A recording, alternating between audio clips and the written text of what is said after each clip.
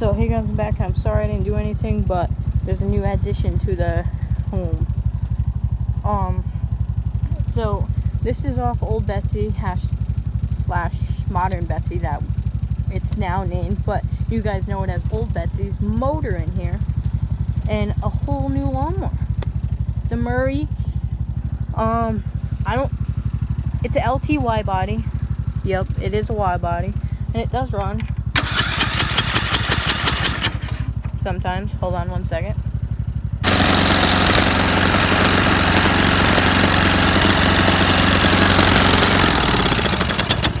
I had to rig up the kill switch a little bit, but it works.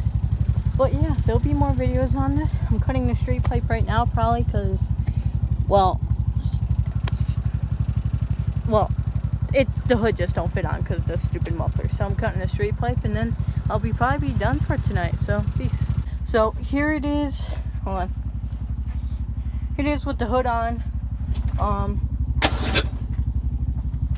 Let me see if the lights work. I'll plug them in quick.